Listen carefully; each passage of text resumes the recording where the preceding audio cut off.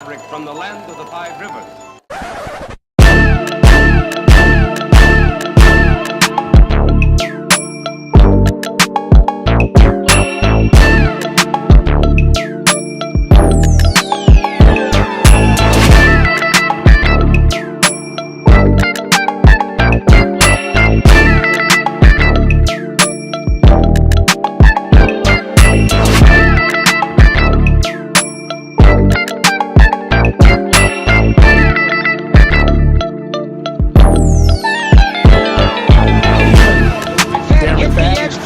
35-40. Midfield, McMahon breaks a tackle. He's gone! 10-5 touchdown! Raiders!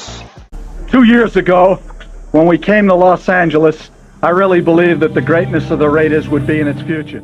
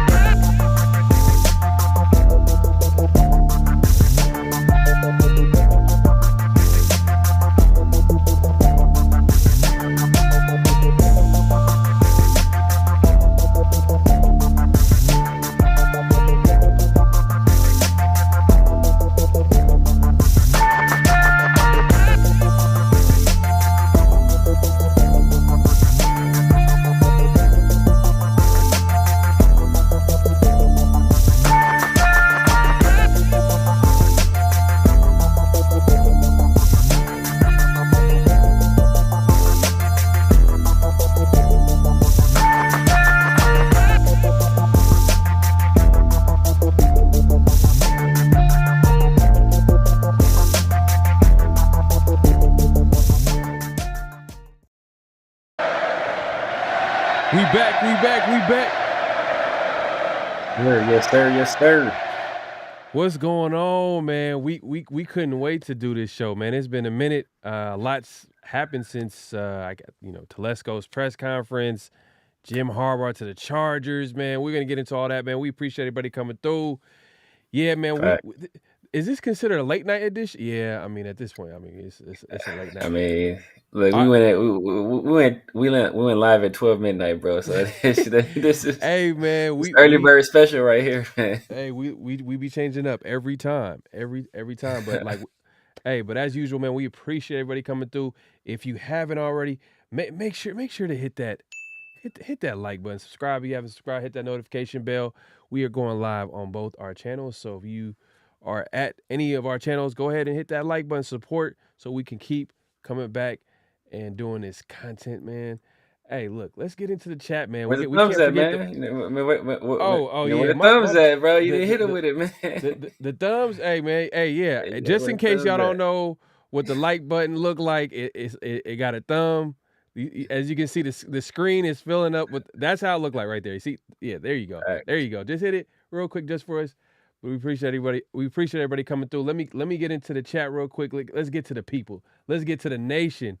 And my guy, as usual, Raider Resistance, making my rare appearance. Salute. Hey, appreciate you coming through as always. My guy always coming through and showing some love. We got Super Omnicron. He says, I was mad as F as this Super Bowl matchup. I didn't even want to watch the highlights. Man. yeah, we gonna talk about that, man. If y'all don't see the thumbnail, I mean, y'all don't see the title, man. Man, man, oh man. We gonna talk about it, man. And and this has to be like the ugliest non-Raiders matchup. If you're a Raider fan, obviously if it ain't your team, but at least when you're watching the Super Bowl, you kind of pick the team that you kind of want to win, like you want to see win, you know. Yeah, But this is a man. Super Bowl matchup. I don't want the Niners to win, and I don't want the Chiefs to win. Bro. But we'll get into that in a second, man. We got Desert Raider in the building, man. He's coming through. He says I ain't watching that matchup. Yo, bro. Yeah, me either, man. Me either. I'm boycotting the Super Bowl this year, man. Alfredo is in the building. He says salute nation. Appreciate you coming through, Alfredo, as usual. SoCal Sal says salute Pharaoh and Severe. Man, my guy coming through. Appreciate you coming through. And then Carlos Enfuego says, I don't know if I'm pronouncing that correctly, but you know it is what it is, man. Pharaoh Raiders, I'm hoping for. Hey, you spell Pharaoh wrong, and even though that's how you spell Pharaoh's name, I get it. You didn't spell it wrong, but he says I'm hoping for a great offensive coordinator and drafting a great mobile QB to challenge Aiden O'Connell. Hey, man, I'm not mad at that, man. I'm not mad at that strategy right there.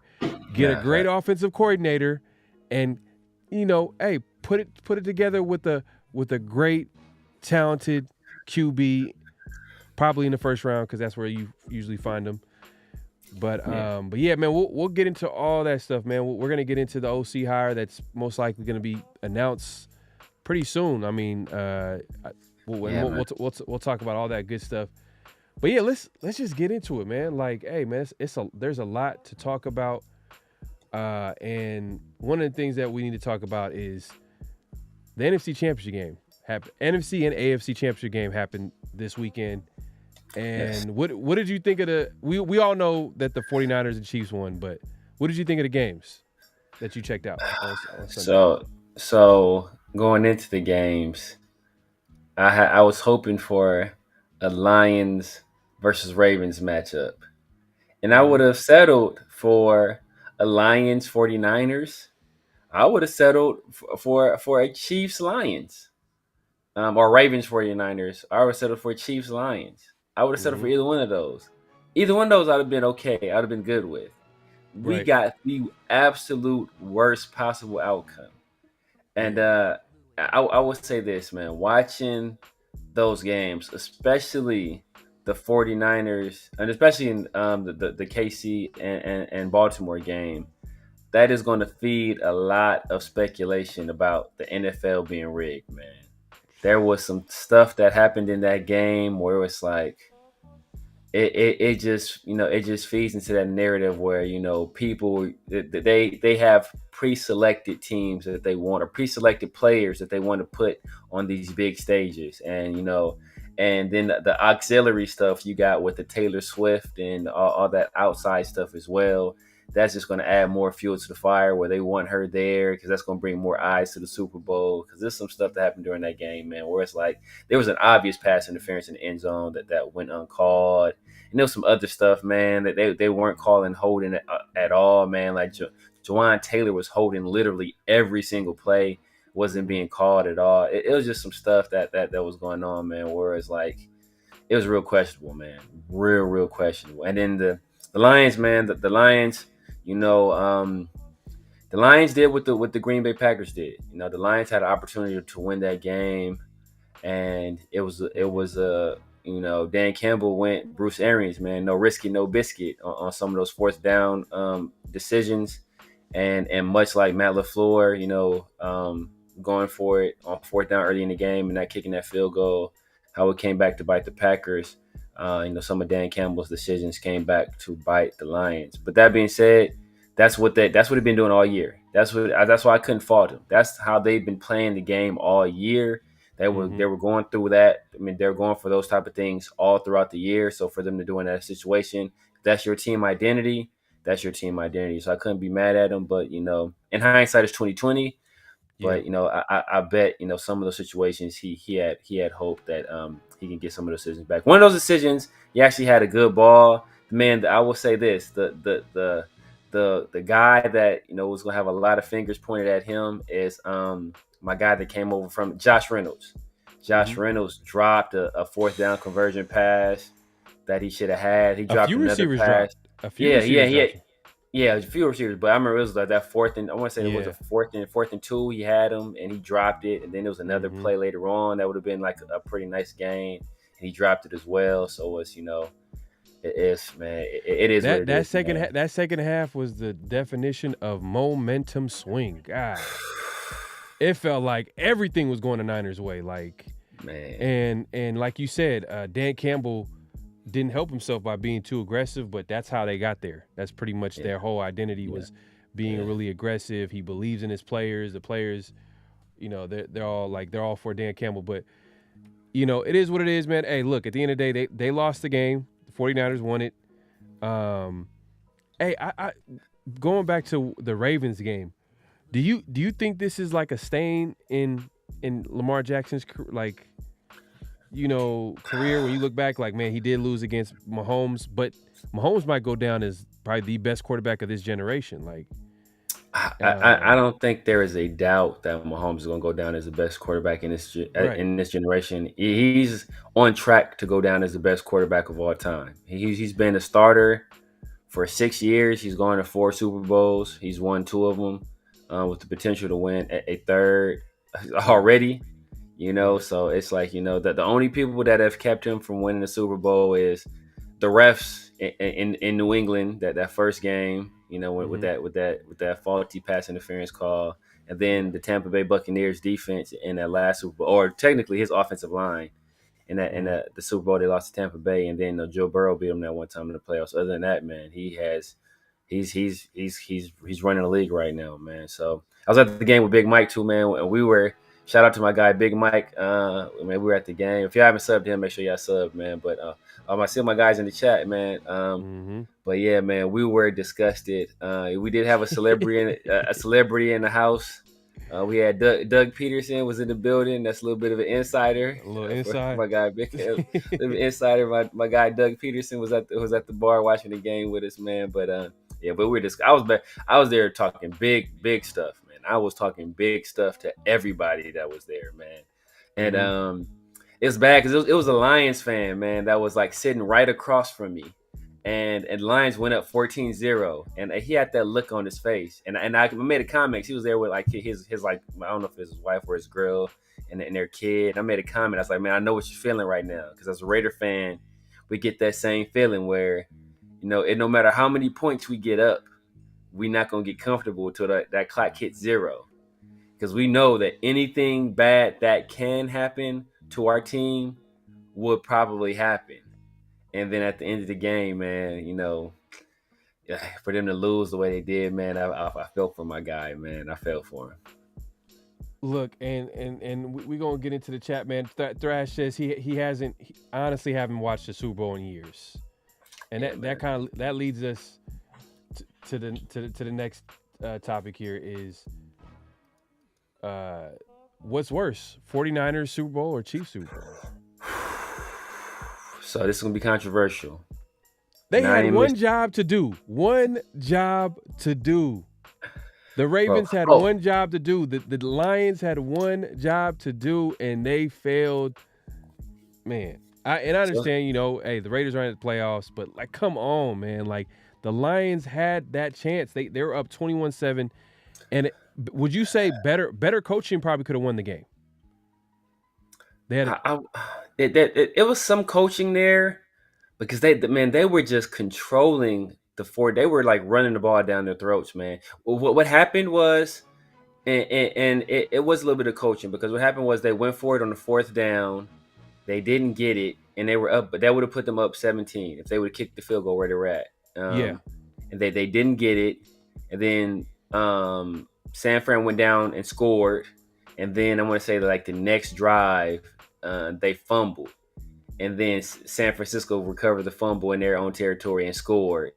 And then I was like, after that, it was kind of like all downhill from there, man. That they can never really get their bearings going. The run game wasn't as effective anymore. It's like San Fran got juiced, man. And to Lamar, I think, man, that this will be a little bit of a stain on his legacy. For anybody that watched the game, it's Lamar looked hesitant. He wasn't pulling the trigger, either passing or running. There were several opportunities where like I was yelling at the screen, literally, bro, like run the effing ball. Like, bro, there's lane. You're Lamar Jackson, right? You're not Aiden O'Connell. Run the ball, bro. There were lanes there for him to run and get big chunk plays. It seems like, especially in the first half and early in the third quarter, he refused to do it. And then when he finally started doing it toward the end of the third quarter, then the passing game opened it up for him. And then, big play Zay, he started getting off, and then of course he had a very costly penalty after a big play with unsportsmanlike conduct, even though Travis Kelce had been doing similar stuff all game. In that pivotal situation after a big play, they kind of take the wind out of the Baltimore sails with the unsportsmanlike conduct penalty.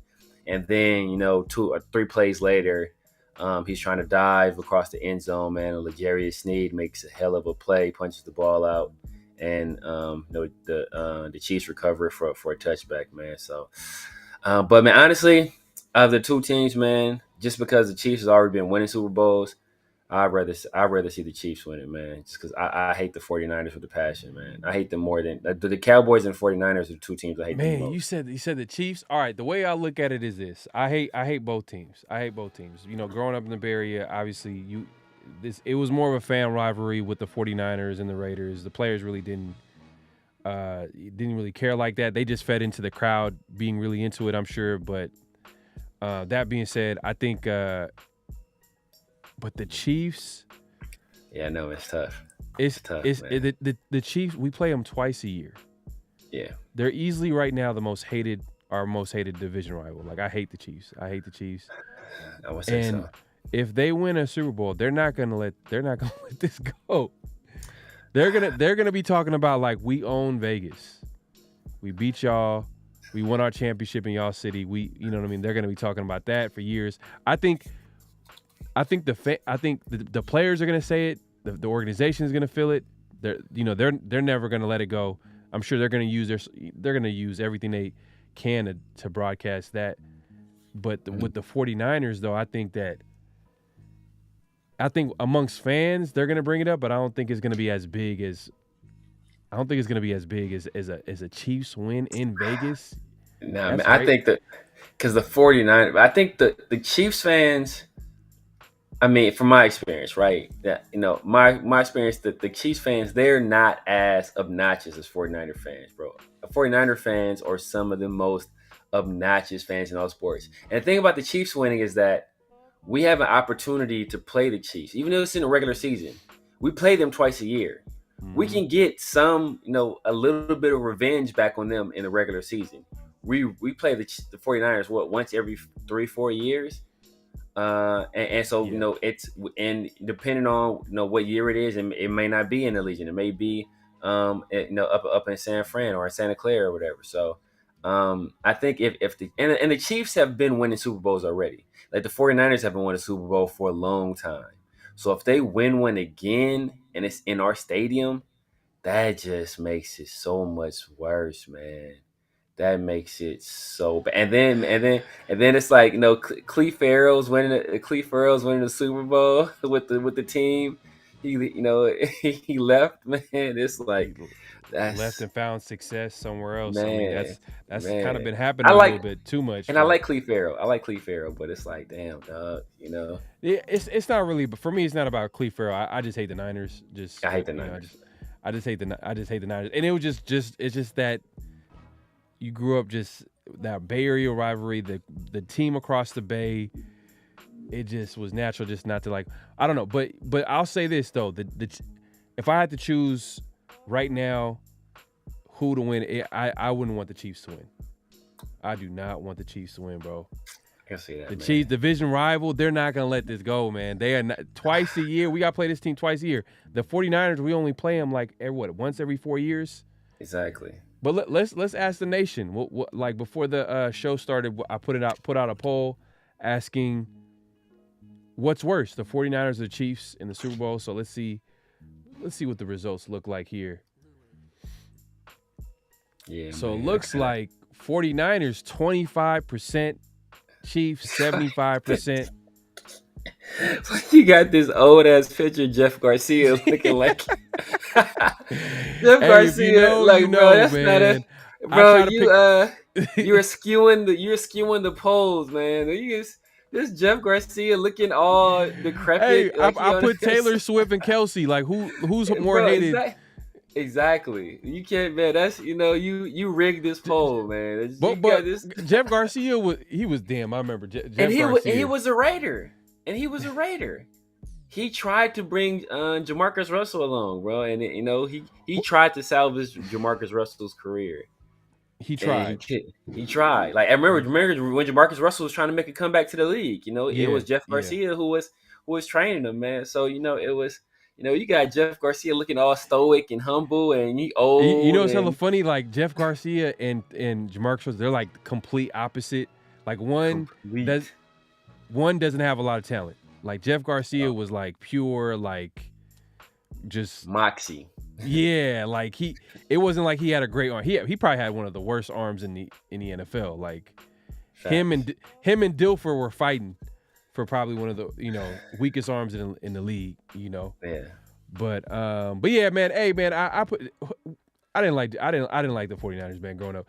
But hey, do y'all think I really skewed this by putting Taylor Swift and Kelsey and Jeff Garcia? Who would I put for the Niners? I mean, I thought this was, nobody hates Jeff Garcia. It's impossible to hate Jeff Garcia, bro. You can't. It's impossible. Like who hates Jeff Garcia? Hey, ask Terrell Owens though. Let's ask Terrell Owens. I'm gonna play the soundbite. I'm playing. Like, Terrell Owens didn't like a single quarterback he had. So outside of who's his first quarterback? Was his first quarterback Jeff Garcia? Tony Romo. Wasn't he the one like that's my quarterback, man? He had them shades on and them crocodile tears. He was trying to. Yeah, that was the worst acting job I've ever seen, man. That was like an NBA flop, man. Yeah, but this is pretty much the nation is spoken. They don't want the Chiefs to win. I think, and I agree with it. I hate the Niners. I don't want them to win, and I'm not saying that I want them to win, but the Chiefs right now they got the edge. We play them twice a year. They're the most hated team. Like if you had to name one team, I mean, Mike Shanahan. Broncos is close. Mike Shanahan coach Broncos. If y'all don't know, or what's my guy? Schottenheimer Chargers. Oh, yeah. Bro. Oh my God, because Sean Merriman had a big mouth. LaDainian Thompson was talking. Phillip Rivers talked. He might have talked more than anybody on the field. That's true. Phillip Rivers was a talker. I'm like, bro, ain't you a Mormon or something like that, bro? You can't be talking about this trash out here. Like you the Church of Latter-day Saints, bro. You gotta, so. But what makes it worse is that, like, if the Chiefs beat us, we have an opportunity next year to shut them up with a win, right? Salute to my guy SoCal. But we had an opportunity to shut them up with a win, right? If the Niners win the next time we play the Niners, they gonna talk until we play them. At least we can get some get back against the Chiefs. That's a good point. You know what? For me, I'm going with the Chiefs. The Chiefs. I hate the Niners, and I have friends who are Niner fans, so I'm gonna have to deal with that. But this is how much I hate the Chiefs. I'm willing to deal with that. But I'm just willing to deal. I'm willing to deal with Niner fans talking over the Chiefs winning, because it's just not the fans of the Chiefs. Yeah. It's also the players. They're not going to let that go. They're not going to let that go. That whole organization is not going to let that go. They're going to create like NFL films. Oh, the Chiefs when they went into the Raiders' house. They're gonna do they're gonna blow it up. It's just like, nah, I'm not trying to hear that. I'm not trying to see that. Oh, okay. I'll pose this question to you. If the Chiefs were to win, I think that greatly increases the chances that Andy Reid retires. I think he'll walk out in a blaze of glory and he could retire. Now, if I were told you that if the Chiefs win and Andy Reid retires, will that change your answer? No. It wouldn't change my answer. That's Okay. I'm, I I'm thought I had you. I thought I had you. Nah, it wouldn't. It wouldn't. But I get what you're saying. You're saying that it would. But who would be the replacement? I don't know, man. You know, I There's mean, been there. everybody thought Matt Nagy was so terrible because of Justin Fields a bum. And, you know what he did with Justin Fields looked like Matt Nagy about to get another Super Bowl ring. So Well, the main ingredient is Andy Reid. Like no yeah, matter yeah, what, you know. Andy Reid is the guy running the show. Like that's his offense, and I'm sure he's still a play caller. Is Nagy the play call? Like Nagy's not calling plays, is he? I don't know. That I don't know because I don't know. I don't know. I think he had more trust in Nagy than he did in the enemy. But I don't know if Nagy is calling the plays or not. Man, Daniel Kim, one of my moms, man, I appreciate you coming through. He says it looked like the Lions were in a daze and couldn't snap out of it. They just needed to put a few plays together, get back into the swing, and couldn't get it done. Yeah, man. Hey, look, they got hit in the mouth. They got hit in the mouth on the road, young team, so to speak. I mean, they got some veterans on there, but like I just felt like that was their first time in the playoffs in how long? And then it didn't help that Dan Campbell made some in a close game like that. Man. Those type of decisions. Like think about it. The coach for the Bucks was under fire because they were talking about like, oh, he should have called a timeout. Yeah. And it's just those types of plays. The football is a game of inches, man. Like, and meaning that even the close calls as a coach are going to get scrutinized, as well as the quarterback. We all know, we know who takes the blame when teams lose, and Campbell has some mistakes, but I think he'll improve from it. Do you think he's going to stay aggressive, or you think he's going to try to be? You think he'll stay aggressive? I think he'll stay aggressive, man. I think he'll stay aggressive. I mean, he's in a situation where, like I said, man, if Josh Reynolds doesn't drop that 4th and 2 play, like it completely changes the complexity of the game right there, man. And so I think he's gonna stay aggressive. I think you don't want to overcorrect because sometimes that's what people have a tendency to do. Whereas instead of maybe they're over aggressive and then they dial it down a little bit. A lot of times what they'll do is they'll overcorrect and they'll be like super conservative, and then and it has the opposite effect that they want it to have. So I think he'll maybe dial it down a little bit, but he's gonna stay aggressive. And even in that game, there were some situations where he potentially could have gone for it, and he kicked a field goal. I think like there was one play I want to say right before the half. He would have opportunity in the red zone to go for it, and he ended up not going for it. He ended up taking the points and kicking the field goal. So yeah, man, Reynolds and Campbell, bro. Yeah, man. Reynolds and Campbell cost them the game, and it's tough. It wasn't just the coach; like the players, they choked. Nah. They choked too as well. Like, and I would say the receivers, man, because hey, the passes were there. I mean, like Goff. Hey, and that's another thing, Goff. Where do you put him in the NFL as far as quarterbacks? Like, because you know what, like. This is the second team where they're making a deep playoff run. Mm-hmm. Like, do you put him somewhere? Is he still top 15 for you? Is he in the top 10? I want to say, just off the top of my head, he's like 8 to 12 range. And I want to say this too, man. Like Raider Nation, stop comparing Aiden O'Connell to Jared Goff. Don't do that ever again, bro. I saw Jared Goff make some throws that if Aiden O'Connell dreamed of making those throws, he better wake up and apologize because he has nowhere near the arm talent that Goff has. It's not even like close. So please stop making that comparison because Jared Goff has like an elite arm. He has a rocket. You think he has an elite arm? Oh, Goff has an elite arm, bro. He was the number one pick in the draft. Yes, Goff has a hose, man. I watched Goff at Cal. I remember Goff should have won, Pac-10, Pac-12 Freshman Player of the Year, Offensive Player of the Year. That's the year that Miles Jack won Pac-12 Offensive and Defensive Player of the Year for playing running back. Miles Jack took it for him, but Goff been a dog since he was at Cal, man. Goff has a rocket. Like he made a throw. I forgot who it was. I want to say it was the Amon-Ra St. Brown. It was like between two defenders. It was a sick throw. It was a sick throw. Like very like there's maybe 5 quarterbacks in the NFL that can make that throw, man. And Goff is one of them. Yeah, he's balling, man, and it doesn't hurt that he has an elite offensive play caller in Ben Johnson, and most likely he's going to be a head coach next year. So it helps that he's playing in that offense. So Goff has kind of been blessed to actually play with some elite offensive-minded coach, Sean McVay, and now Ben Johnson most likely is going to be a head coach somewhere. So that helps as well. I wasn't the big Goff guy. I thought I felt like he could have played better with the Rams. I felt like even though they went to the Super Bowl with them, I just felt like it was a classic case of having so much talent around him.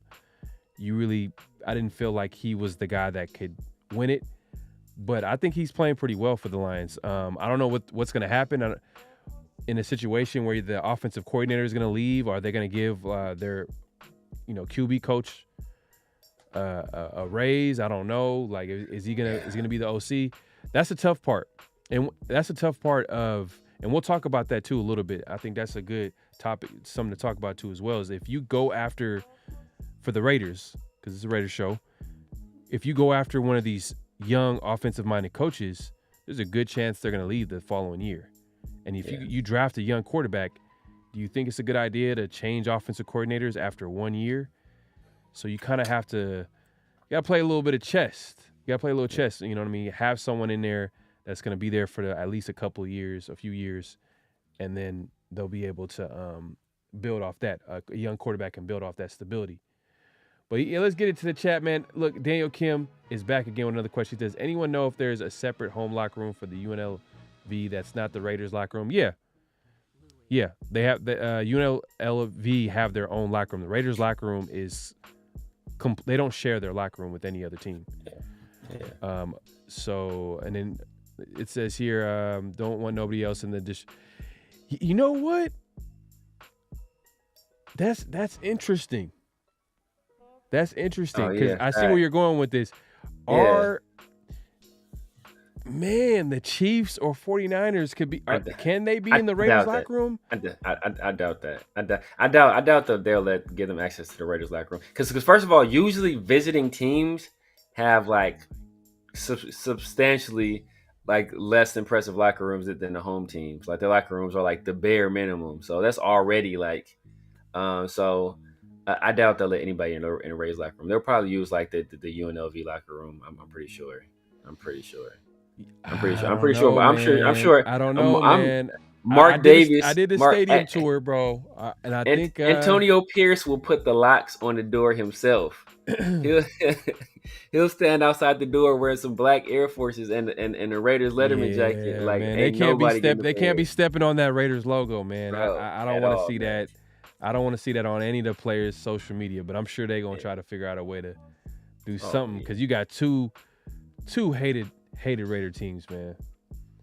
But Mark Cabron says he says, why is it taking so long for us to hire the OC?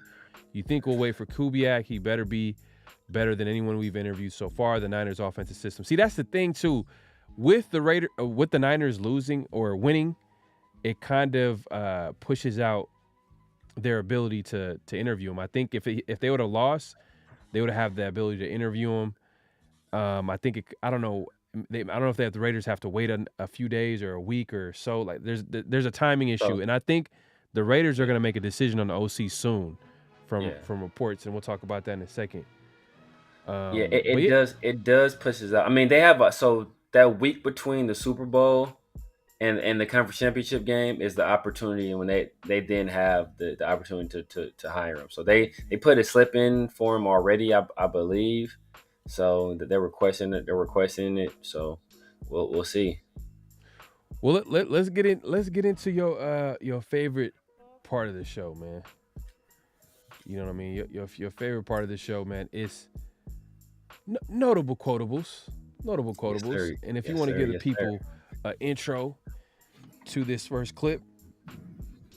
So Tom Telesco, he did a one-on-one interview with some of the Raiders media, And basically, right now, a lot of people are worried about anytime there's a regime change, is the new people going to come in and completely tear things down? And Tom Telesco, he pretty much addresses that right here. I think the team can win. That's the biggest thing. I don't see this as a situation where we have to tear this down and go baseball style, where it's going to take a couple of years to build it back up again. I don't see that. We're going to have to add some things, no doubt. We got to get better, but I think we can compete. Right? I think the team can win. That's the biggest thing. I don't see this as a situation where we have to tear this down and go baseball style, where it's going to take a couple of years to build it back up again. I don't see that. We're going to have to add some things, no doubt. We got to get better, but I think we can compete. Right? I think that.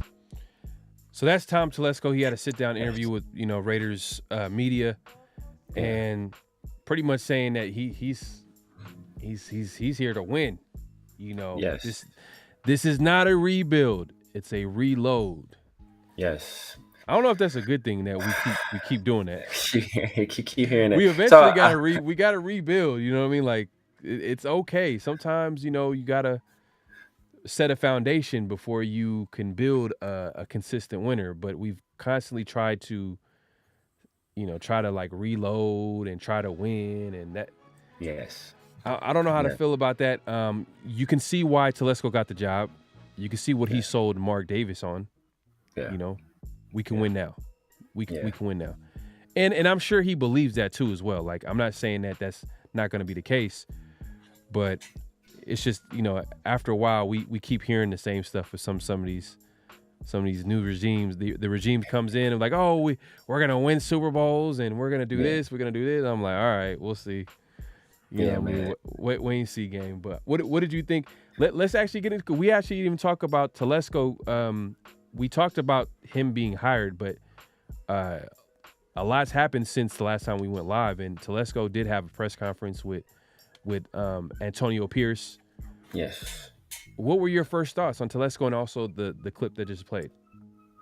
I mean, I think Telesco. I mean, I was impressed. I think there was a little bit of that corporate, that corporate speak there. He answered some questions very loyally, and I didn't bring this up on the last show, but one thing I knocked Telesco for is that he went to John Carroll University, and if anybody knows who else went to John Carroll University, Josh McDaniels. And who else went to John Carroll University? That's the wrong Dave answer, Ziegler. Dave Ziegler. And those are also two guys that came in saying, they weren't going to rebuild. They were going to reload or retool or whatever. So, but, hey, I want to say Nick Caserio, he went to John Carroll as well. And he's doing a fantastic job with the Texans right now. Yeah. So, so there is some light at the, I think Bill Polian's son goes there too. So, that there is a light at the end of the tunnel. But, yeah, man, I will say there's one thing he said during that press conference or what he didn't say. He was very non-committal when talking about, he was asked a question specifically about Aiden O'Connell, and he was extremely non-committal. And that kind of raised my antennas a little bit. But overall, man, I was impressed. He didn't come in there trying to blow smoke. They asked him about the Raiders roster. He said, honestly, I haven't really had a chance to look at their roster fully. He talked about how it's different looking at a roster from the outside looking in than it is from the inside evaluating. And so he said he really has had opportunity to really look at it and evaluate it fully, which I wouldn't have expected him to, because that the interview process was a fairly quick one. So, but overall, man, I think he did a good job, man. And AP was AP, man. He did a hell of a job too. Yeah, there were some generic answers though. Not gonna lie. Yeah. There were some generic answers like, oh, we're gonna build a team with speed, like and then obviously Antonio Pierce, he kind of fed into it by saying, oh, we're gonna play action, we're gonna throw it deep, We all know the Raiders history. Yeah, we've heard it. We've heard it in the past. Like, yeah, okay, we're gonna build a team of speed, and there is some truth to that because there is like I could pull it up here in a second, but there is a chart pretty much breaking down the slowest receivers in the NFL. Yeah. But And the Raiders have the slowest receivers in the NFL on average, I guess. Exactly. But yeah, man, I thought People it was a wonder little why we don't throw the ball deep. Like, why don't we throw the ball deep? Like, bro, who to who? Like, Yeah. Trey Tucker didn't come on till late in the year, so who was gonna throw the ball deep to? Like, he didn't have nobody. Yeah. And it's a wait and see for me too with Antonio Pierce and Tom Telesco, because they don't know each other. Like they literally said he met him when he interviewed him. He was part of the interview process. And Mark Davis said to, I think, one of the beat reporters, I think it might have been Paul Gutierrez, I think he said that he had, or it might have been Vic Tafe, one of the guys, but he had Antonio Pierce sit down on the final interviews with each candidate that got 2 interviews. So I think Ed Dodds got 2 interviews, Champ Kelly got 2 interviews, and obviously Tom Telesco got 2 interviews, and Antonio Pierce was a part of all of those interviews. So I thought that was interesting. I wonder how much input that he had, and who. I'm sure he probably vouched for Champ Kelly. You never know. Maybe he was like, bro, look, Champ Kelly ain't it. Champ Kelly ain't it. You never know. Well, but I heard he shot himself in the foot. He might have shot himself in the foot. Yeah, Champ Kelly might have shot himself in the foot, as far as like, because they went into the interview process. I guess one of the things that they probably brought up was what was their plan to address the QB position? Yeah. And Champ's guy was kind of implying that Aiden might go into the next year as a starter. I mean, if that's true, then like a guy like Mark Davis, like, nah, we not doing that, man. Like, come on, man. Yeah, bro. Aiden O'Connell cannot be the guy. Like, he can't be the guy. But he's good. He's a good guy. A good backup QB. But we cannot put all our eggs in one basket with Aiden O'Connell. Yes. You see all these young QBs, man. All these guys can move, and I know that's like been said multiple times. Oh, you need a quarterback to move. You don't necessarily need a quarterback that be Lamar Jackson, but at least be able to get like 5, 6, 7 yards, chunk, make the defense pay, like be a threat. Even Brock Purdy did it at all. Yeah, even at the game against the Lions, Brock Purdy did it like multiple times. He would escape a sack, and he would scramble. And one of the things I want to say is that, and this kind of hits on the point of Champ Kelly and Tom Telesco, and what you said about AP, is that anytime you're doing any kind of talking, any kind of presentation, whether it's an interview, a presentation, anything like that, the rule number 1 is know your audience, right? Mm-hmm. So AP and Tom Telesco, they know their audience, man. They know what our Raider fans, we're nostalgic. We love those. Hey, throw it deep, and that's what we know. We love that stuff, right? That's what we grew up on, and that's when those are the glory days when we were our greatest. So they're gonna pay fan service, to Raider Nation by throwing on those little blurbs. And apparently Champ Kelly didn't know his audience. When you're talking to Mark Davis, you come in there like, yeah, so we're gonna go ahead and roll with this, the statue at quarterback. That's what we're gonna do. And Mark Davis probably looking like, bro, what? Like, what? No. Like, what? I think Champ Kelly probably had a good plan. I don't think it was a bad plan. I think it was more like his attitude was like, hey, we need to build this team right. We need to address the trenches. We need to like build this team correctly. And a guy like Mark Davis, he wants to win now. Yeah. He doesn't want us here like, let's wait till 2028. You know what I mean? Until he doesn't want to hear that. But the positive is, I think from what it sounds like Champ Kelly's going to stay in the building. Yeah. He was at the press conference along with Patrick Graham. Patrick Graham, man, he was there. So hopefully that means that he's going to stay. I think I seen somewhere that there's some reports that said that I don't know if it's 100% true that he's going to be back, but I'm not sure if he's one of the finalists for that Seattle head coaching job. They haven't, he obviously I think he got a second interview with them. So until they announce the head coaching job, I think that's probably, if he doesn't get it, then I think he's coming back.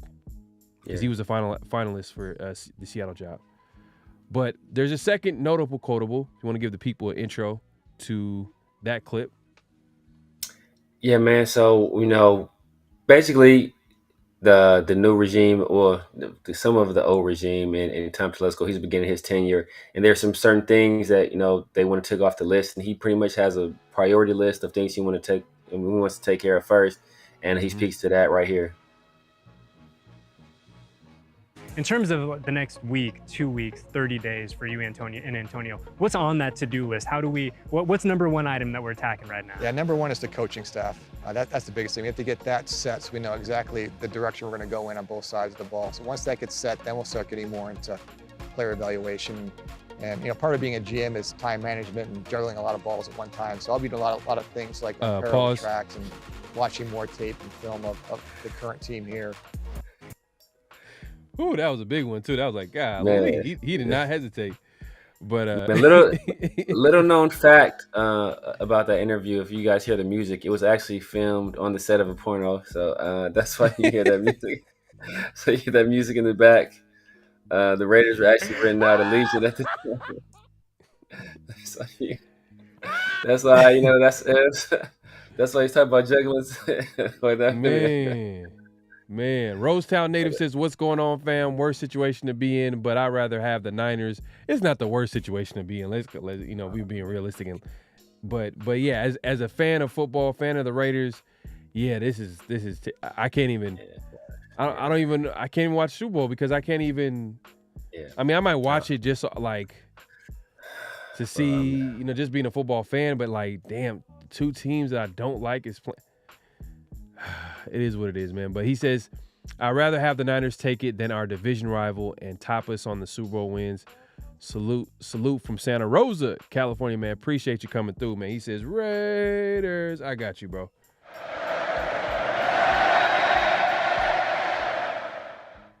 But yeah, man. Hey, so going back to that clip, Tom Telesco pretty much talks about how he's going to attack the offseason right now. Hey, it's pretty common sense. It's the obvious. They're gonna have to attack that coaching staff. Once he gets the coaching staff, he'll be able to understand what they're looking for in a player, so he'll be able to find that for them. So that's what I got from that clip. And right now, the biggest hire that they have to do for the coaching staff is the OC, Raiders OC, man. And let's get into the Raiders OC. It's getting close. They're probably gonna announce it this week. I think Ian Rappaport or someone linked. I think they tagged Rappaport and said that he announced, or he said that the Raiders are probably gonna hire someone earlier in the week. Mm-hmm. Which, hey man, this is gonna be big, man. This is we know what this defense is gonna look like under Pierce and hopefully Patrick Graham. Yes. If he doesn't get that head coaching job with Seattle, then I think he's coming back as a defensive coordinator. Cool. Mm-hmm. Defensive side is kind of solidified as far as coaching staff. They need to add some pieces there. We understand that. But now the OC hire is huge, bro. And from what we know the candidates are Alex Van Pelt, former OC for the Browns, Luke Getsy, former OC for the Bears, Cliff Kingsbury, Clint Kubiak, and a guy that we wanted, but he ended up going to the Falcons, Zach Robinson. Yeah. He didn't even, they requested an interview, and he didn't even come and get that interview. He was like, as soon as he found out Raheem Morris got a head coaching job, that was the first place he went to. But yeah. But yes, it sounds like it's down to 4, maybe 5 mystery candidate. Some people are implying maybe, it's a former head coach. I hope it's not Adam Gase. I just don't want to see that. Frank Wright seems like a candidate possibly, but there haven't been any reported interviews or anything like that, so we don't know. But we do know that Alex Van Pelt interviewed, Cliff Kingsbury interviewed, Clint Kubiak, and Luke Getsy also interviewed. So, and they're all play callers. They all have experience as play calling. So experience is key. Yeah. What do you think of the OC search so far? I mean, I think when we last spoke, I want to say, when we spoke offline a little bit, we kind of were kind of talking about what the timeline would look like. And I think we kind of both came to the same conclusion that we didn't think it would happen this previous week. And if it didn't happen this previous week, it would happen sometime early this week. After the Yeah. championship games, they let the dust settle a little bit. So they don't want it to like that news to collide too much into Super Bowl week. And then also you got all the college All-Star games that are going on right now, the Senior Bowl, the East West Shrine game, all that stuff's happening right now. So you want to have an offensive philosophy in place and a guy in place, where you can like properly evaluate these players. Because I'm sure Tom Telesco, he has his opinions on these players, but he also has to get input from his coaches, and right now he doesn't have a coach. So I think it's important to do that. We've known all along. I've been saying it for months. Cliff Kingsbury is a guy I've had my eye on. I think he's the best blend of having head coaching experience, having quarterback coaching experience, having had successful quarterbacks in Baker Mayfield, Patrick Mahomes, now Caleb Williams, and he's a guy that he's a play caller, a creative offense that likes to attack downfield, and he's not a guy that's going to leave after a year or two. I think he had a unsuccessful tenure as a head coach, so I think we'll be able to keep him for at least 2 or 3 years before he's offered another head coaching job, unless he does something crazy with our offense where we're like the number one offense in the league and we're putting up like 30 some points a game. If something like that happens, I can see him getting looks. But if we're just a good offense, I don't see any teams coming to beat his door down for a job. So I'll say this: if that rookie QB looks good under him, like, and he's balling out, good offense, I think a team could possibly give him opportunity. But I hear what you're saying. It usually takes. There's not a lot of examples of Frank Wright.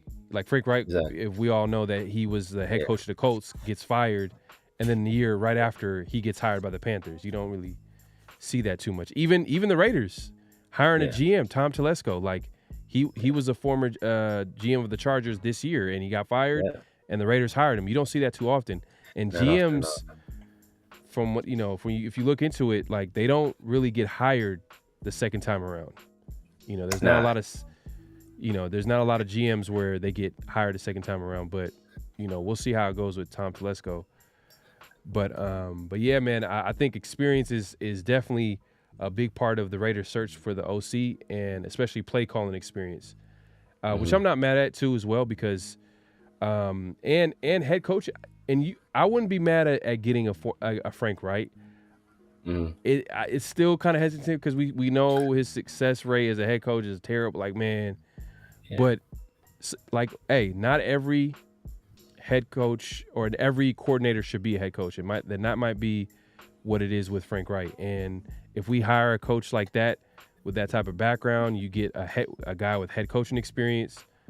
He's going to be there for a while. Yes. Yeah. You know what I mean? He's going to be he's going to be spending all his time, working on that quarterback, that young QB that we eventually going to draft. But that being said, man, look, man, let's get back into the chat. Daniel Kim, what? This can't be true. He says hit the likes and subscribe to our brothers.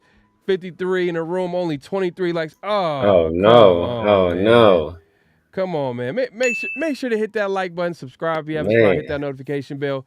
Come on, and this might be from a little bit earlier, but we're trying to catch up to the chat. But yeah, man, if you haven't hit that like button, and I'll give you a sneak preview on how the like button looks like. It looks like a thumb. It's a thumb like this. You see it on the screen. Make Just it help rain out. those likes, man. Make it rain those likes. Come on, man. Hey, man, hit the like button, subscribe if you haven't subscribed, hit that notification bell. We're going live on both our channels, so make sure to subscribe to both, like both videos if you can. But but yeah, man, getting back into it. Let me show some of the. Well, I thought this was funny, man. Like when I know. when I seen.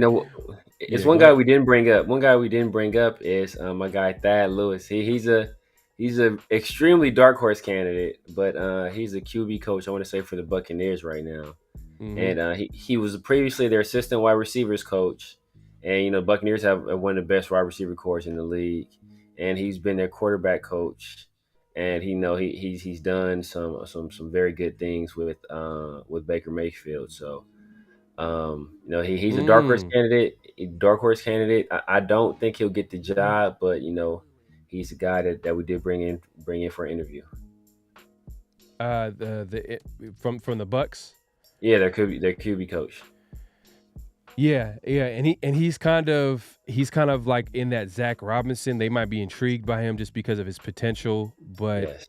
but if you look at most of the candidates, you could tell like they really want experience in that room. Yeah, facts. It seems like, but yeah, man, you see Daniel Kim posting Severe Raiders channel. So if y'all are watching me on my channel, head over to his channel and subscribe. Hit that subscribe, hit that like button. This is from earlier. Thrash says, "Laugh out loud. The picture definitely skewed it.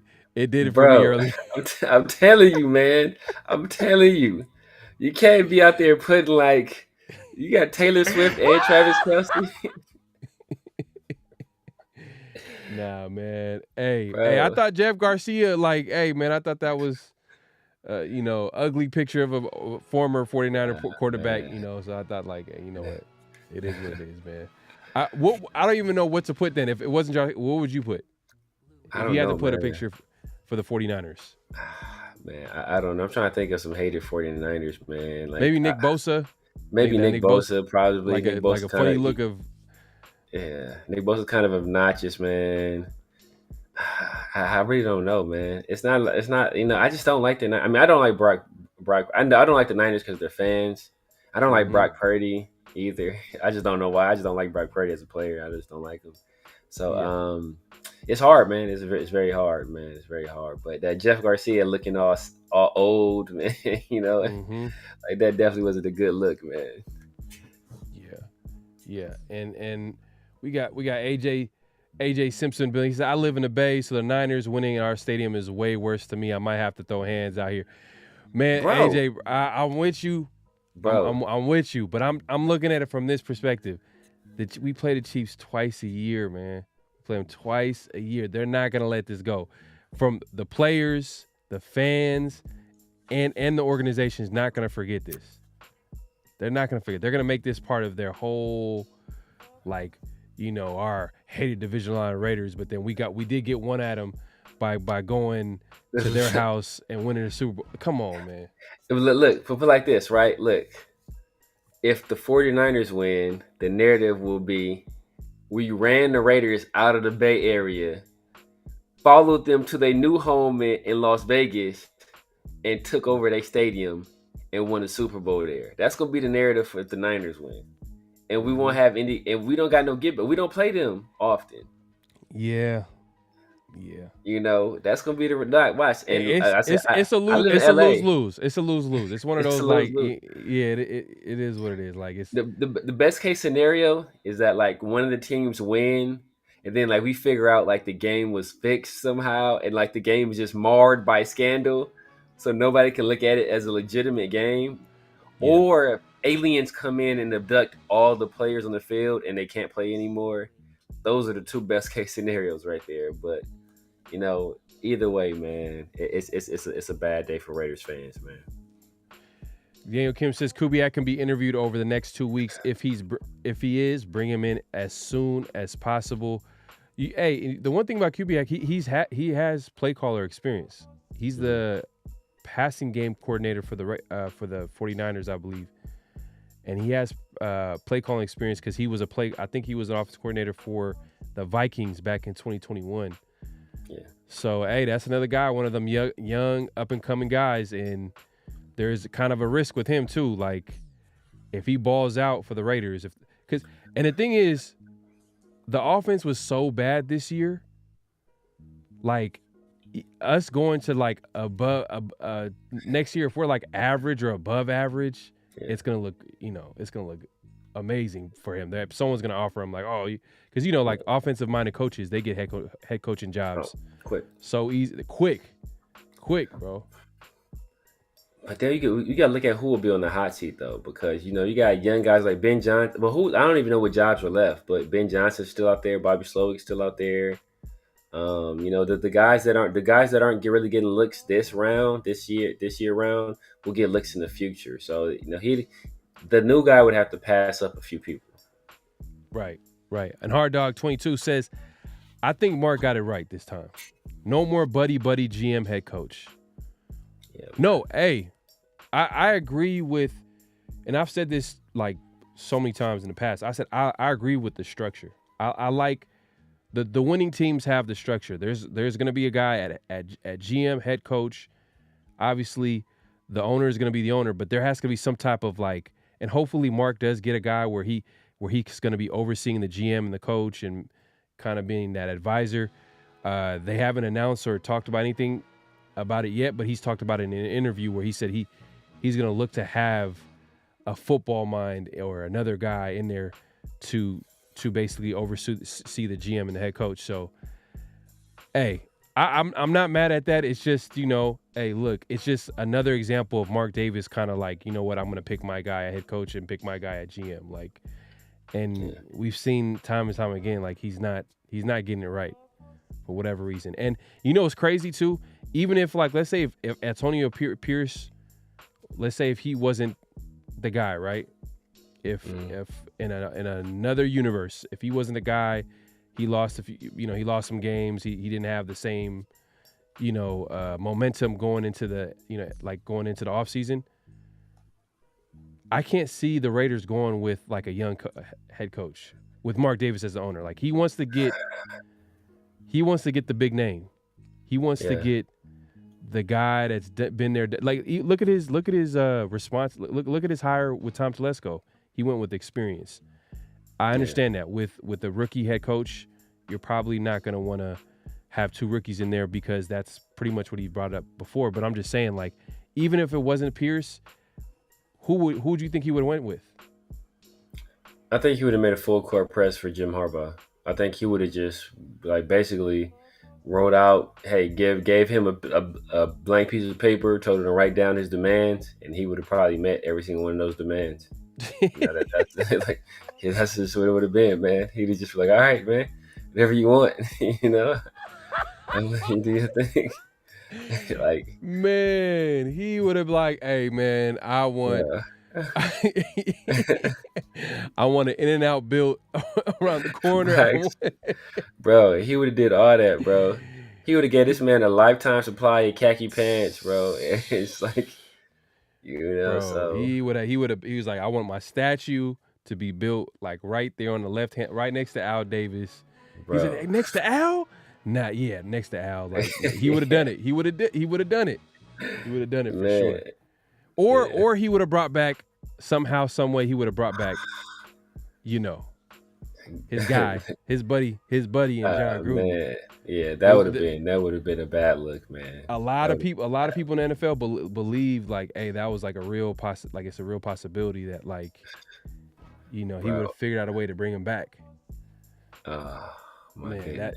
I'm just saying, and I'm only bringing that up is because we need someone in there, man. We got to have someone in there to be the buffer between the GM and the head coach. Like Mark is too close. Yeah. He's way too close, and he's already admitted that he's not a guy that should be making them type of decisions, like, because he's not a football guy. He's not a talent evaluator like his father was, Al Davis. So, we talk about it all the time, but until that's going to be the biggest elephant in the room. Like once we get a legit guy in there that can build it, like, hey man, if we can somehow, some way pay Ozzie Newsome, yes, I don't know how much money that we could get. Come on, he should have thrown Ozzie Newsome a nice little bag, bro, to bring him over here because the Ravens are a very well run organization, man, extremely well run. So if you could have got something like that, that would have been awesome. Alfredo. So Camp Jelly staying as assistant GM. That's what it's looking like, man. That's what it's looking like. Mm-hmm. And from what I heard that Ed Dodds wasn't too keen on keeping Champ Kelly around, and that was one of the things that kind of, pushed Market in a different direction. I don't know how true that is. That's what these Twitter streets are saying. So you know how you never know if you can trust that stuff, but that's what I was hearing. So I know a lot of people wanted Champ Kelly as GM. So the fact that we were able to pair Champ Kelly as assistant GM with an experienced GM that's great at talent evaluation, I think that is a major win for us. And another guy that knows the roster. So Tom Telesco can lean on a Champ Kelly Yes. as far as the guys that that they should keep, that the guys that they should give extensions to, Except the quarterback. Yeah, except the quarterback. I don't know about Champ Kelly about that, but look, hey, Mark did say that technically he's under contract with the Raiders right now, but he kind of said it in a way where like there's a possibility he might not come back. Yeah, I don't know. I'm not sure. But if he does stay, it's a win-win for the Raiders for sure, without a doubt. Like it's you got Tom Telesco, that experience, and a lot of people. I've seen some people talking about how calling him the best talent evaluator in the NFL. I don't know if we want to take it that far, but there's people respect him in the NFL. No, he's very well respected as a personnel guy. He was involved with those coach teams that were very successful. Under Bill Polian, like basically mentored by Bill Polian, one of the best GMs. The league has seen, a Hall of Fame GM at that. So then he went to the Chargers, and they drafted pretty well. His struggles were basically hiring head coaches, and we kind of make that decision for him, man. So hopefully, and one thing I will say is that Niner gang in the building, man. He says our rivalry ain't the same. F the Chiefs. You know what? Hey, there's some truth to that. And I think part of that has to do with the team leaving the Bay. You know what I mean? When they were in Oakland, and at least the Raiders were winning. If they were winning, now I'm not saying they were winning in Oakland, but if they were winning in Oakland, you got two teams that are both winning, and it would have been a bet better. Right now, I think we can all somewhat agree. I think Severe is like, nah, man, I don't want the Niners to win. No, bro. I live in LA, bro. It's a whole bunch of That's how you know he in LA. He hate the Niners, bro. I've maybe met like 3 Chiefs fans, bro. Like my entire life, I know tons of Niner fans, man, and I will never hear the end of it. Strike Gator says Andy Reid is out here sweating honey mustard. Damn, shot is fired. He went for the gusto with that one. Gail Kim says, "Are the Frank Wright rumors true?" I'm not sure, man. There's nothing like official reporting it. Like usually we would hear some interview being set up. Exactly. Even with Tom Telesco, we heard that he was one of the first round of interviews. Exactly. When the Raiders started that interview process, and he was there. So when he came back that Monday, it was a surprise, like because we heard that it was down to Dodds and Champ Kelly, but we all knew that he got interviewed. But if Frank Wright got interviewed, I mean secretly, I don't know how they exactly because it wasn't reported. So, but we'll see how it gets down, man. Ah, man, hey, man, the name is crazy, bro. What? How do you come through with that name, man? He's trying to, bro, it's trying to get you striking this mug, bro. He's trying to get you. Golly. Alpha One says they reported that it's going to be a big name. Bro. He's trying to hit you with the sniper rifle, bro. Oh, man. That name was crazy. That was crazy. But he says easy two-peat. He said easy two-peat. He's talking. Okay, it's a Kansas City fan. It's a Chiefs fan. It's a Chiefs fan. Man, he came through. Man, with that crazy name. Hey, but Alpha One says they reported that it's going to be a big name that was once a head coach. Okay. Hey, and it's 2 guys that you can think of. Who reported that? I think it was. I think it was.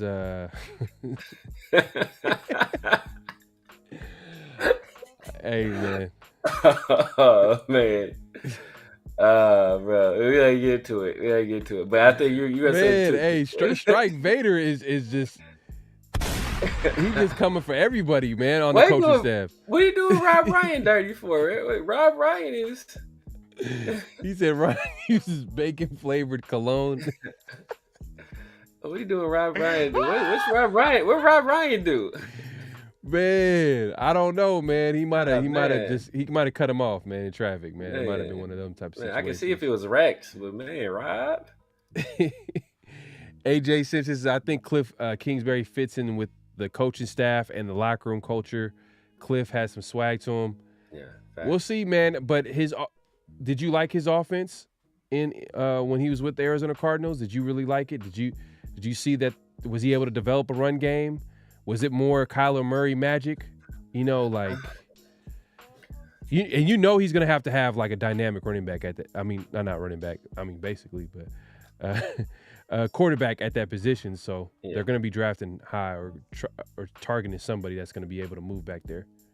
I will say he gets. I mean, I don't know what his rankings were in the run game. I will say that when he was there, he had Kenyon Drake. Kenyon Drake produced, and what's the other guy named Edmonds? I think it was Edmonds. I think Edmonds put up some solid numbers too. So it weren't like one of the best running teams in the league, but you know that they got solid production out of their running backs. You know, and their running backs were very involved with catching the ball out of the backfield as well. That's something I think we need to do more. The tight end position wasn't really involved like that. I mean, I know they signed Zach Ertz that 1 year late, like after the Eagles cut him, but you know, at that point, I don't know if he was a big part of their offense. But you got to think though, look at your personnel. Like, you know, Michael Mayer is going to be a big part of the Raiders' future on offense. Like, obviously, you got Devontae Adams, Jacoby Myers, and I don't know, Hunter Renfro's probably not going to come back, but. You know, maybe you got to look into that. Like, I'm sure that, and I don't know, does a Cliff Kingsbury go with an Antonio Pierce? I think they go well together, man. And another guy they had, what's the guy from? I think he's still there. The guy that came from Pittsburgh. If they check and help me out, the guy I think he had cancer at one point. He took over when Le'Veon Bell was holding out and put up some numbers. Dang, what's my dude's name? But they like he produced pretty well in the run game, man. I think people remember him more so from college. He was at Texas Tech and he was doing like crazy offenses there. And you know, like I think I sent out a clip of Patrick Mahomes talking about what he's talking about what Cliff Kingsbury did for him as a quarterback, man, and basically said he laid the foundation for the quarterback he is today. So if we get a young guy in here like that. Man, and I think AP and him go well together, bro. I think they're both like real passionate dudes, man. They're both the Cliff Kingsbury's a little bit younger than AP, but I think they're both guys that they both play at the game. Now, of course, Cliff Kingsbury didn't play at the level that AP played at, but he's a former quarterback himself, man. And like the guy said, man, he brings like some swag and some attitude to the coaching position, man. So. Yeah, we got Coach DC says salute Severe, much love, Brody from the Bay 925. Keep pushing, young blood. Appreciate you coming through, man. Appreciate it. My guy Raider Gabe says, man, F both of them, but definitely can't have the Chiefs win in that stadium. Yeah, facts. Definitely. The fact is KC is more a hated rivalry by far, but the Battle of Bay rivalry is definitely a serious. It is, man. That's why it's like, man, like it's tough. I'm just looking at it from this point. Is like the Chiefs are never going to let this go, and I'm sure Niner fans are always going to bring this up. But we only play them every 4 years, and I know we hate both teams. It's just the fact that come on, man. The Chiefs. If the Chiefs win the Super Bowl, they're not going to let this go. They're going to be like, we own Las Vegas. It should be the Las Vegas Chiefs. That's their second. They can take this all the way there. If in my opinion, I feel like the Chiefs would take it way too far. Because we have a chance to play. That's the thing, though. So we say we play them twice a year. They can bring it up, but at that point, we have an opportunity to win the game and shut them up. They can talk all that talk, but when it's game time, we can win. we don't have that same opportunity with the Niners, man. Like we wouldn't, I don't even know when the next time we'll get to play the Niners. So until then, they'll just be chirping. All you're gonna hear is chirping from the Niners fans, bro. And I don't know. And I think that stadium's gonna be more Niner fans in there than Chiefs fans. Mm-hmm. Good grief says this Super Bowl matchup is disgusting, and he left the building. He left the building after that, man. Filthy. Real Talk Raider Nation, man, says there needs to be accountability. The GM needs to have the authority to put people in their place if needed, not the other way around. Facts. Yeah, man, there has to be a hierarchy. It has to be like I think the coach needs to coach. The GM needs to be obviously be a GM, and just have that degree of separation. I don't want to see Mark Davis trying to be a second coming of Al Davis when that's not him. Yeah. So, at the end of the day, like we'll see how it works out. Hopefully he brings in another guy in the building, not named Tom Brady. You know what I'm saying? Like, I don't want to see that, but hopefully someone experienced that's had success building football teams. Man, we got the chat is going crazy, man. We appreciate everybody coming through. Make sure to hit that like button. You know what I mean? If you haven't already, man. We're going live on both channels. As you can see, PharoahNFL, myself, and the Severe Raider, man. Go over to his channel and subscribe. This guy, man, he's always dropping facts. Sometimes I don't agree. Sometimes I do agree, but he keeps it real. Let's see, man. The chat is going crazy. Man. Let's see. I can't even. I'm way up at the top. I just now got to the Rob Ryan comment. Yeah. That's hilarious. Man, hey, Chris Francis says tired of watching the same old team. Should have been Ravens, Lions. Yeah, that's true because the Niners and Chiefs played a few years ago. Yeah. Chiefs won in too. And Chiefs won in. Hey, if you want to keep it real, best quarterback, Mahomes. Best coach, Andy Reid, bro. Yeah. But you know why I have a feeling that the Niners might win this game is that they've been bucking trends. Like I don't know if it was before last game, there was a stat saying that the 49ers never won a game, I don't know, this season, or their record when losing in the fourth quarter has been pretty bad. They were able to win that game. I think it was against the Packers, and then against the Lions, being down 14-0 under Kyle Shanahan coach football team. They haven't won a lot of games like that. And I don't want to say a lot of games, but I think it was something pretty bad, bro. It was like 1-something or 0-something, and they end up winning the game. And we all seen how that literally they're up 21-7. And we all seen how that game ended. So what I'm saying is that like you go into a Super Bowl matchup where you lost against them, like literally the same head coach. Give or take, some players have been replaced since then. I mean, it's been a while, but man, I think the Niners might be able to get one against the Chiefs because I feel like, their offense is not as strong as it used to be. I just don't want to see the Chiefs, man. I don't even care about the 49ers, man. I'm over here talking about them, but man, it's tough. Patrick Mahomes, man. That's I think logic would say the Niners have all the advantages, but it's Patrick Mahomes, man. Patrick Mahomes he's as much as I hate to do because he plays for the Chiefs. Patrick Mahomes he's on a different level, man, than just about every other quarterback in the league right now. And he can he basically the Ravens had almost basically all those same advantages, man. The Ravens had a better roster top to bottom than the Chiefs, man, and the Chiefs was basically able to have their way with them, man. So I don't know, man. Yeah.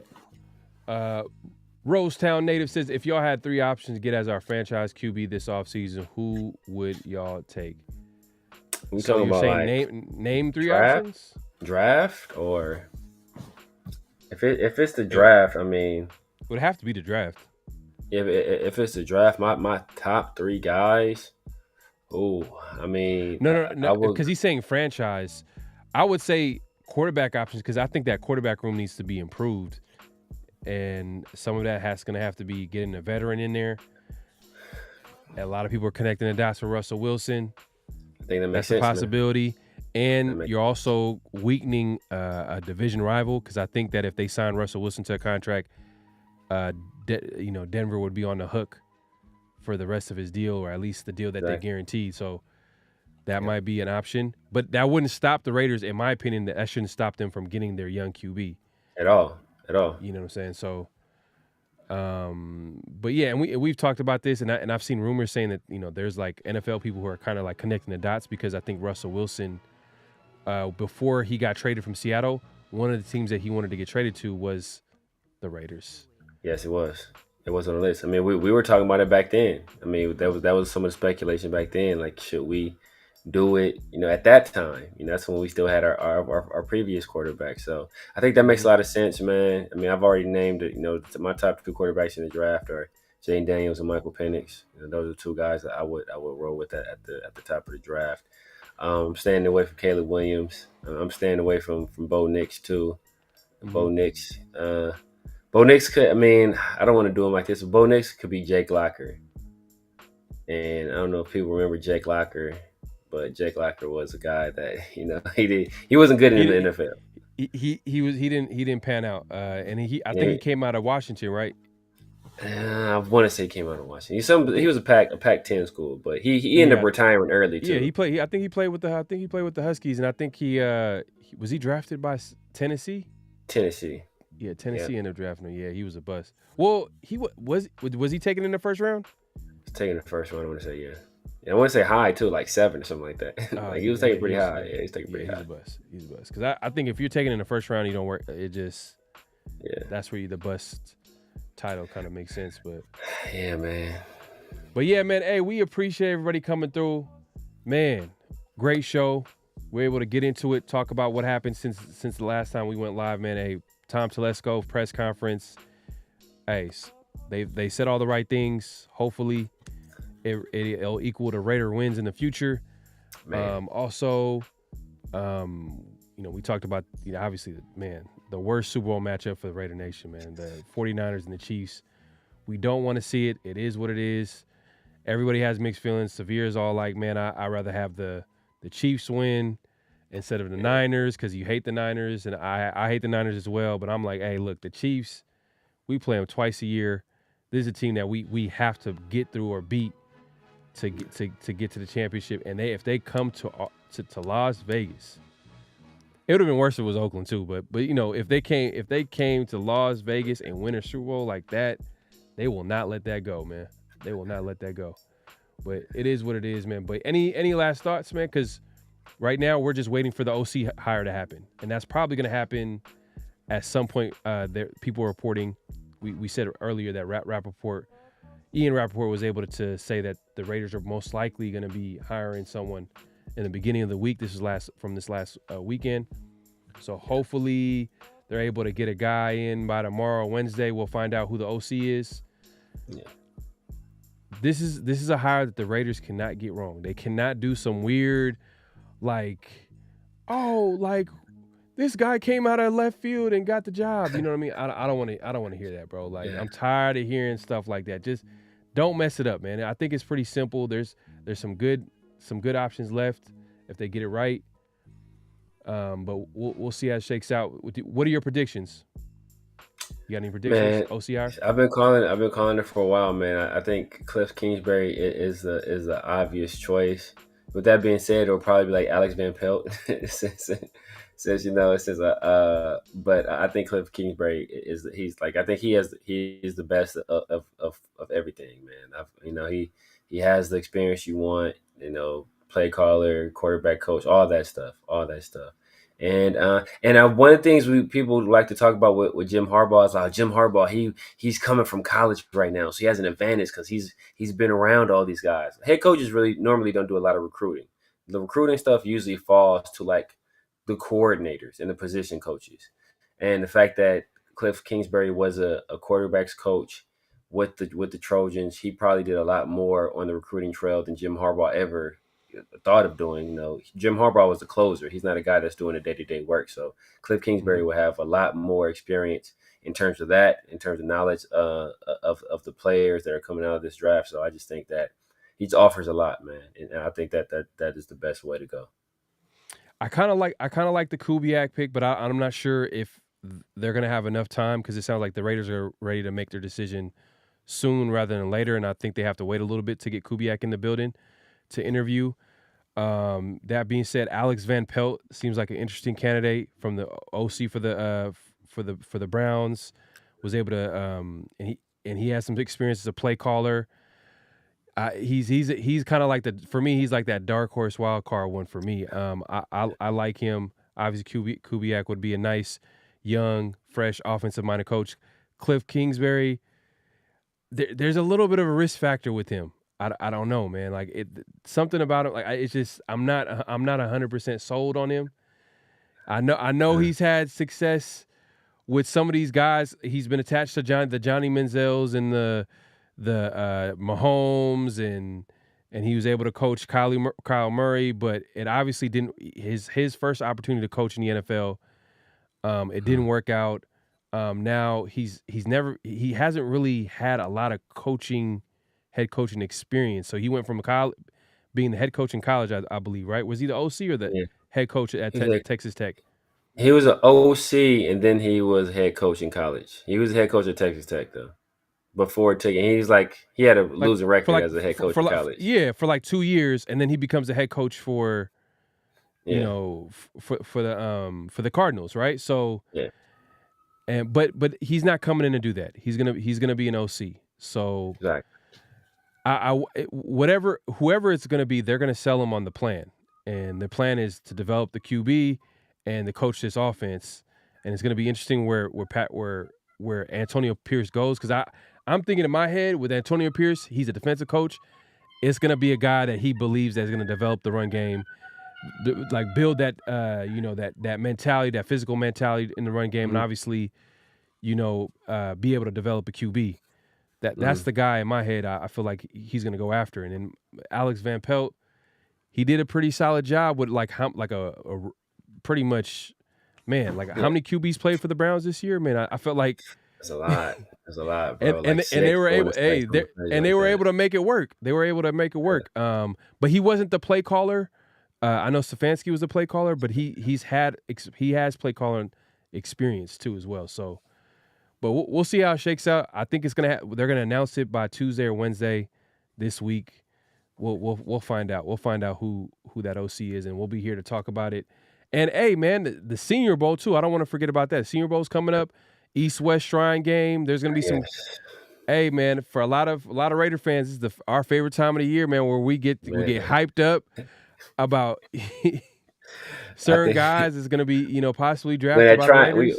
We're in that triangle right now, man. We starting to believe. We start to believe. Nah. I'm gonna keep it positive right now. I'm gonna keep it positive, man. Hey, it's a good time, and I think we got some coaches that are going to be coaching in the game, so which is big because now they're going to be having up close look at some of the prospects too. So, and a guy like Telesco, he values this time of year too as well. Right. So we'll talk about that. We'll talk about all that good stuff, man. We appreciate everybody coming through. Make sure to hit that like button, man. It's about that time, man. Till next time. Appreciate y'all coming through. Peace. Great Pharaoh, the gift of Troy is a fabulous fabric from the land of the 5 rivers.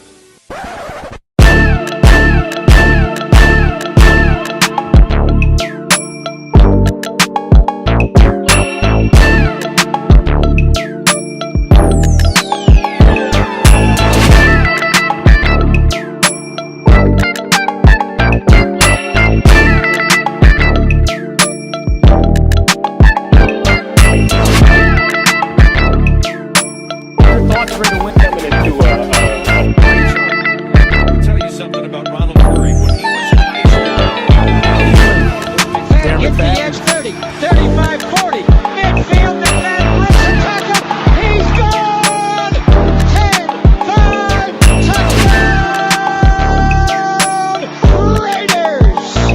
believed that the greatness of the Raiders would be in its future.